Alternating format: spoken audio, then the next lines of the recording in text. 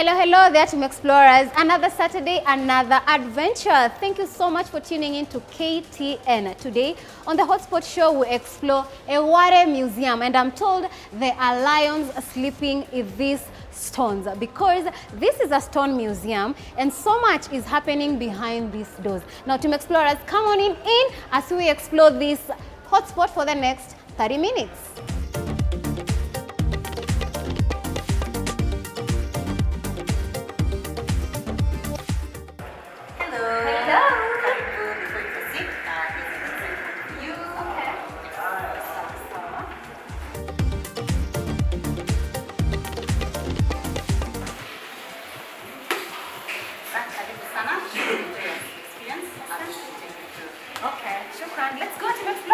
Welcome to the inside of Egware Museum. Truly, this is a keeper of a hidden inheritance. Abel here is with us and he's going to take us through the entire museum. Gonga Tano, because you have brought, I like the energy, you have brought us to Abagusi land with so much history written around it. You're talking about the land, the people, the arts, the crafts.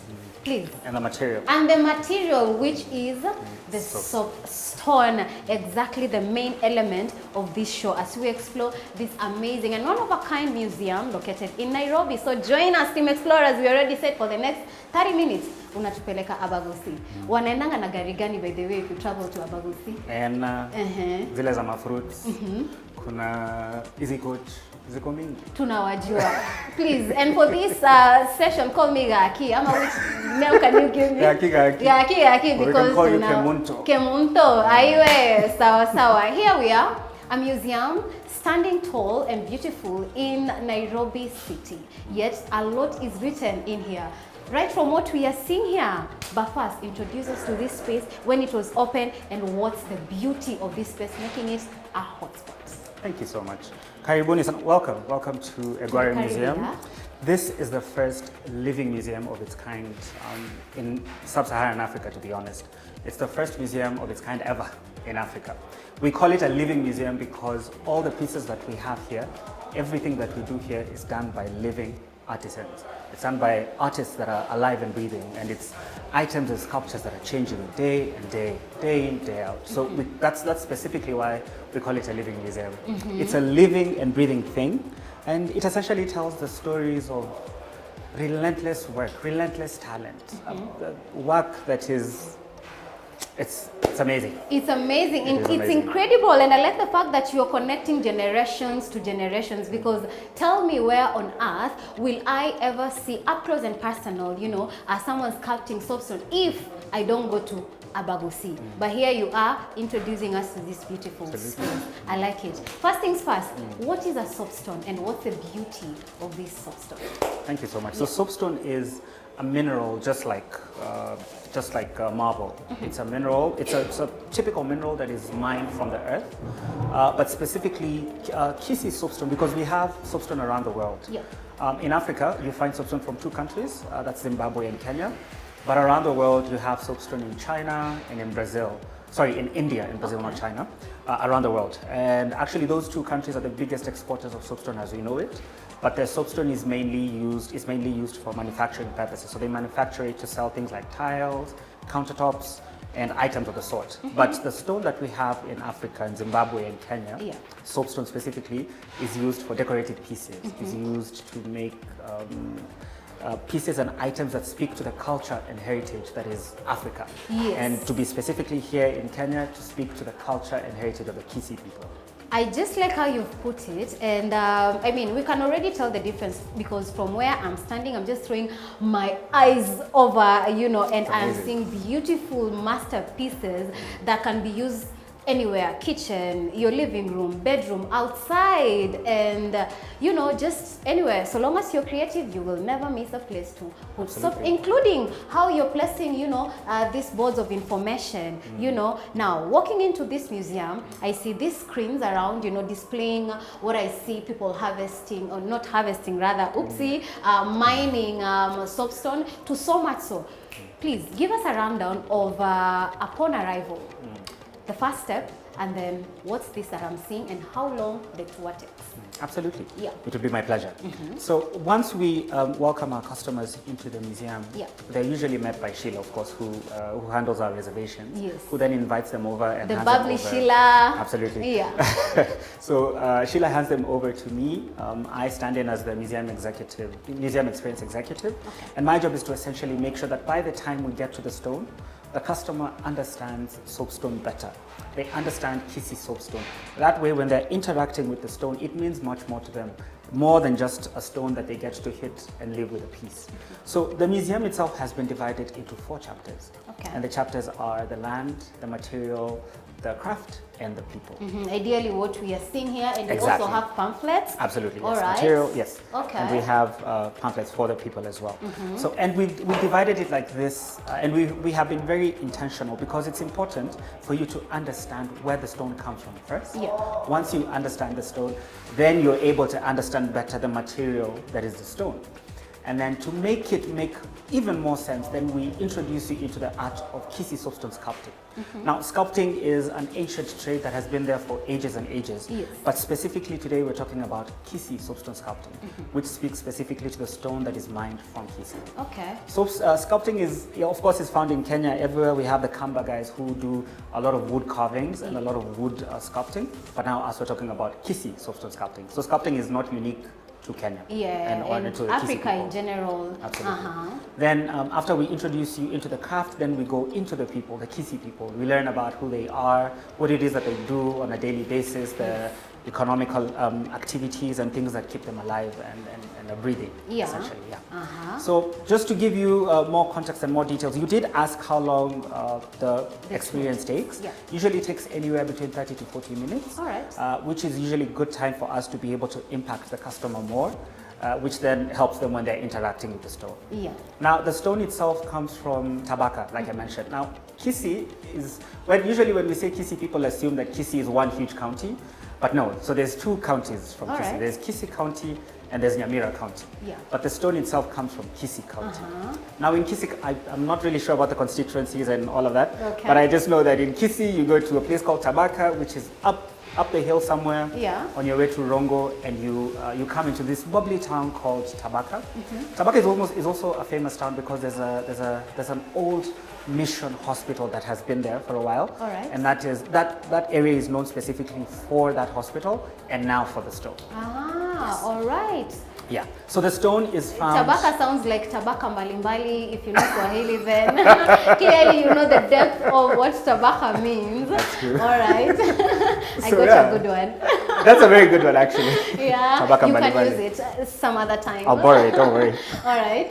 Thank you so much. So locally, before you can proceed, locally the stone is called Egware. Egware. Yeah. Explains the name of the museum. Exactly. All right. We are trying to stick to our roots, stay close to who we are, which then identifies us as Kisi people. All right. So Egware actually means. So just to cut you short, I can see you are adding a H there, but there is no H. Does it mean the GW in Kikuyu has to be the Ra? Exactly. It's the phonetics. My God, it's the so it's not Egwa. Okay. It's so you have to put the pizzazz in it. So it's egg to make it Egware. Okay. Exactly. Wonderful. I might have not pronounced it well. Kisi people, please don't come for me. But we are getting there. All But right. we're trying. Back to it. I see. Now just quickly, just tell us, of course you're talking about the people, the material and everything, I see a screen there, and just behind my producer, I see a screen there. So does it mean when I come here, I also get to experience by watching, the clips in here, or how goes? Absolutely. Once you have understood, and once we've taken you through the boards and you better understand the land, the material, the craft, and the people, we allow you also to experience audio-visual of the same, so that you can be able, when we talk about the stone, we don't just want you to imagine it. Yes. We want you to see it and experience it. Almost feel it. Exactly. So we want you to look at the videos that we have of the ladies carrying the mine stone on their backs all the way to where the sculptors are, of the landscape of the mines and how the landscape in general looks like. Okay. So the TVs are meant to give you an audio-visual experience of the mines. Okay, now mlipowatoa busy TV because you are reminding us of the tampon TVs that we had, everything, all these. These ones they are ancient. And we've designed them like that so that we can give you a better, the idea is that once you, it's an experiential feeling. Plus it's a museum. Exactly. Yeah. Yeah. Okay. So everything that we have speaks to something. Yeah. All right, sawa sawa. So ideally now, this is the corner or the nook that we get to, you either can read by yourself and of course you're here to guide us. Absolutely. Yeah, and then once I'm done with this part, what happens beyond here? So once you have gone through the whole museum experience, Yes. then we take you over on this side, like you mentioned earlier. You're able to see, to experience more and better, a longer version of what we have here. Yeah. Just talking about the lands, the mines, the people at the mines, and some of the sculptors. And then we take you through our impact as well. One key thing to note, if you'll allow me, is we are a social enterprise, meaning that all the work that we do, all the proceeds that we get, Yeah. every customer that walks into Egware is essentially buying into the dream that we have for the sculptors. They're essentially saying, I am part and I am willing to be part of this great cause, to be able to support the sculptors that we have. All right. I don't know if you'll allow me, but Yeah. for us, because we are a social enterprise, we have, our two biggest objectives are to build a big sculpting school in Kisii, to allow the younger generation, or rather anyone who's interested in the art and the craft, to be able to walk in and come out with a skill. Oh, wonderful. I don't know if Sheila had mentioned earlier, but there is currently, as we speak, there is no transfer of skills from the older generation to the younger generation, meaning that this skill is on the verge of death, essentially. If an apocalypse happens and all the sculptors that we have pass away, it means they go with the skill. And that kills a heritage, a life, it kills it. I can only imagine. And while you're just mentioning all that, you highlighted, you know, this is where a rich history of the great sculptures that existed during those days and in our times, you know, we get to explore and experience their work. Probably you can mention to us one or two of these amazing sculptures that are renowned from Abagusiland, whether Absolutely. nationally acclaimed or internationally acclaimed. Absolutely. Yeah. It's very encouraging for us to be able to create such spaces for these sculptors, Yeah. because then we are able to open up access to markets that ideally they'd never have access to. What we have is a partnership, and I'd just like to mention some of the sculptors that we have. To start with our own master sculptor here, Chris. Yes. There's Crispus, who works with us very closely. He's our in-house sculptor. Yeah. We also have Joshua and Josh, who also happens to be Crispus's brother. And they are quite experienced. Sorry to cut you short, because off camera they said 7 years of sculpting. He was like, you know, I can sculpt you and I can probably sculpt your future. I don't know about that, but let's see. Well, if he says it, he can do it. Well, I have his word for it. Absolutely. Yeah. So those are some of the sculptors that we work with closely and directly. Can you sculpt yourself? Because how did you charge you, Abel? I'm trying. Umebaki kwa jina Under Biblia. the able guidance of Crispus, we are getting somewhere. Sawa. The next time you come, I'll be able to show a mini me that I've sculpted. Niko rada yako. So these are some of the sculptors that we work with. Well, there are so many, as Yeah. you'll be able to see. We're currently working with up to 70 soapstone sculptors. Oh, wow. It's just the time is not enough. I would have been able to mention all of them by now. I know. And speaking of time, we are just about to take a short commercial break and then cross over to meet Sheila. But as we wind up, you know, this part one of the show, just generally worrying why it is necessary and important for people to come and experience such places like this, you know, history aside. Absolutely. I mean, think about it. We are a living, breathing museum speaking to the heritage and the culture of the Kisii people. I mean, this is a craft that should be spoken of. This is a craft that should be exhibited in bigger markets in Europe, in the West, and even here in Africa.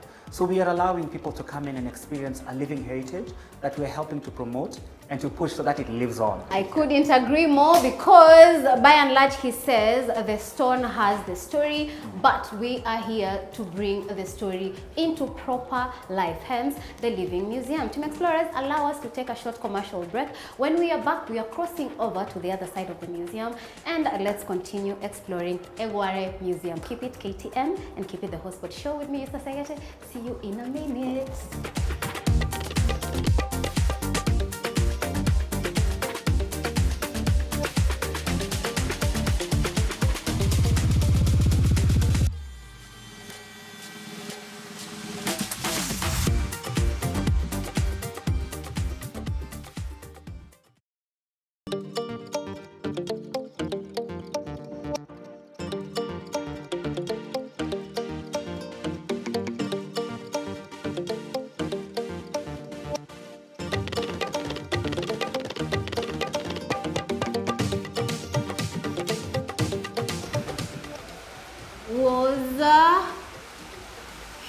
and that is how we come back from that commercial break in style. Of course, this is the wall of names, not the wall of fames, but ideally it's the wall of fame.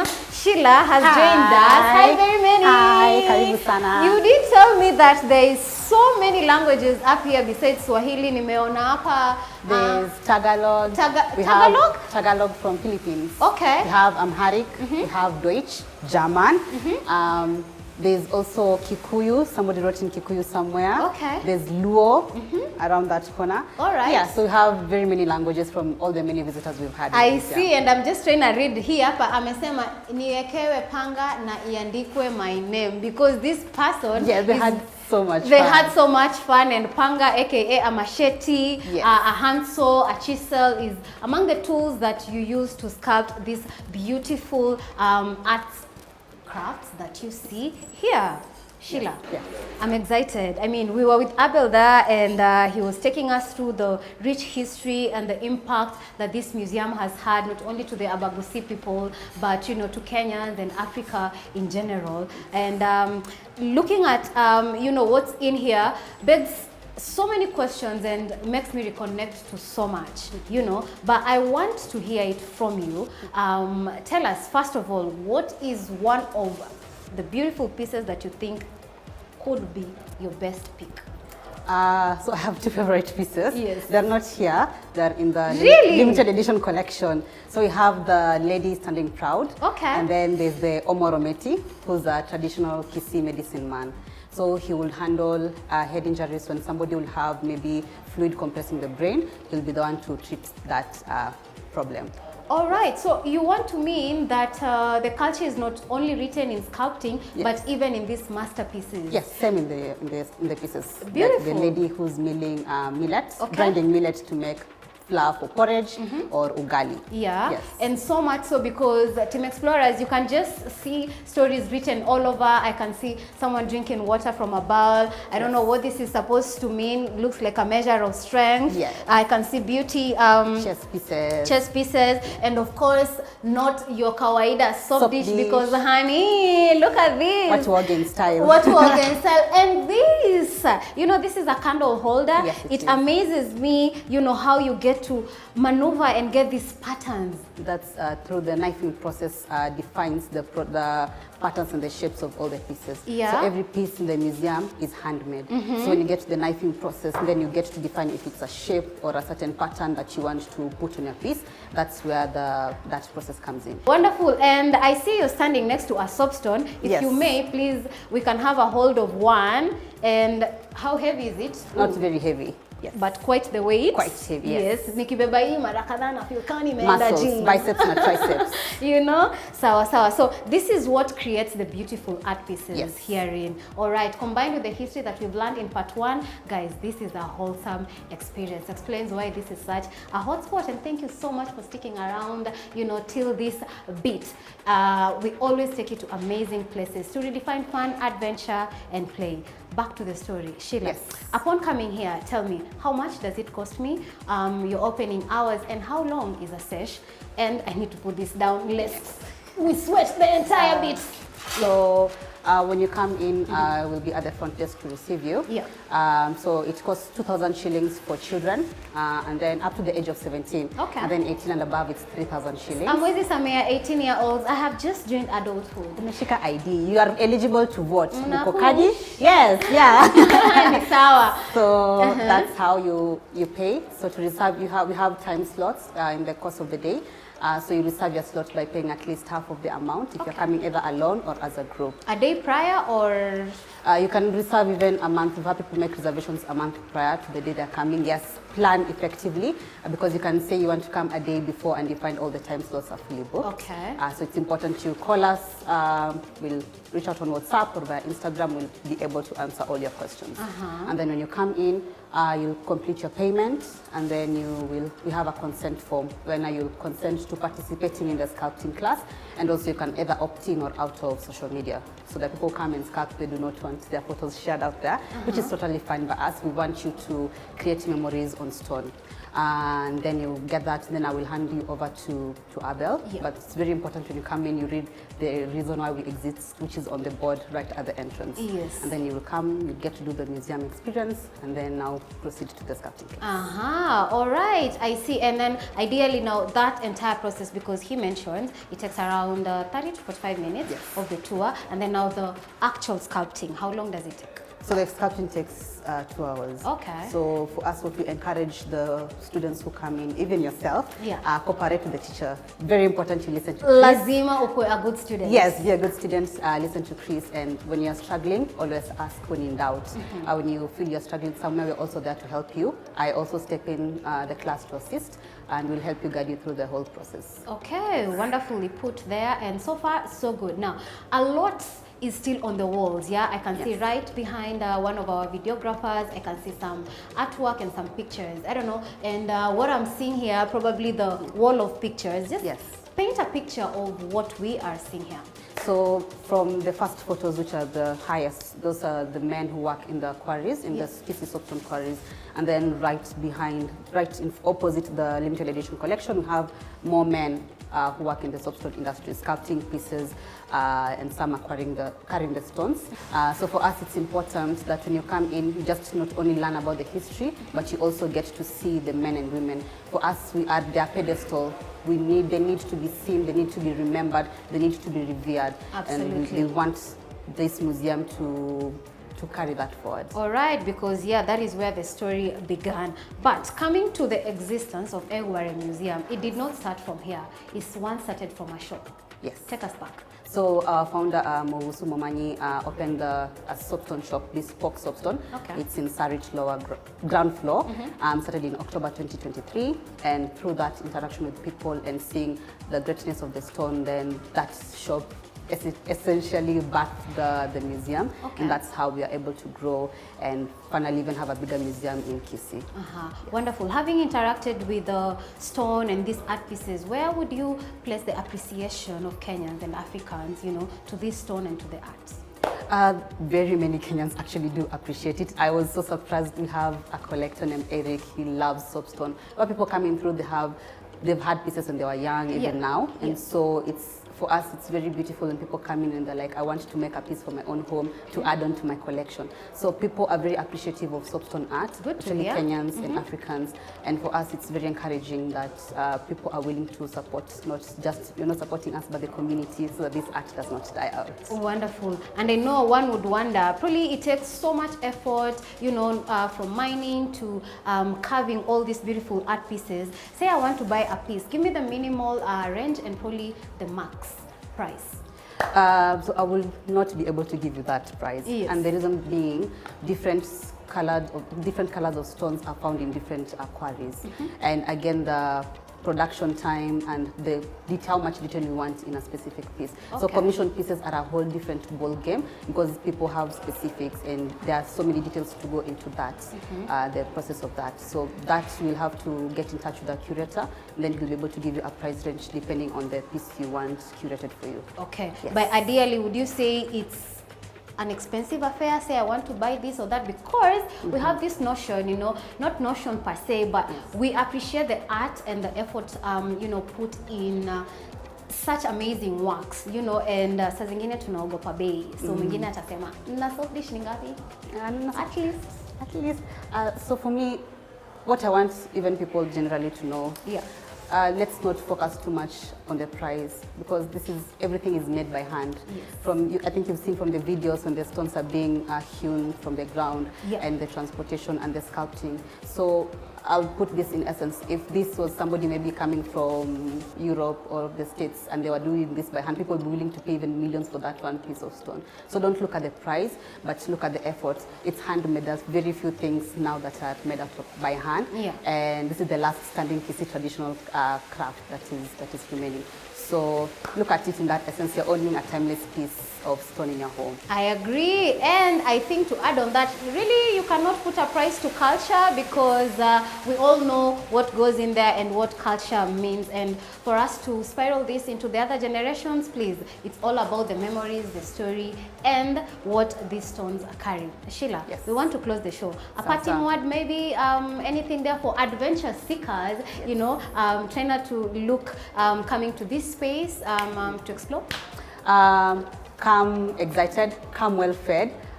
It takes a lot of energy. Yes, kuja kama umekula at least, because you need your strength to sculpt and all that. Come with the spirit of adventure, and also, yeah, be willing to learn and embrace the possibilities of soapstone. Wonderful, and I do not want to add any more to that, because you see that last bit, you're going to get it exactly and feel it on the next episode, because exploring this place has been amazing, so much so that we have to extend it. So we have a second edition of this space where we are going to experience carving and stone to a piece of art or a functional piece. Sheila, asante, yes, sana. Tafadhali niambie, how do we say karibu and kwaheri in Kisii? You say welcome is mbuya, thank you is mbuyamono. Mbuyamono. Mbuyamono is saying thank you.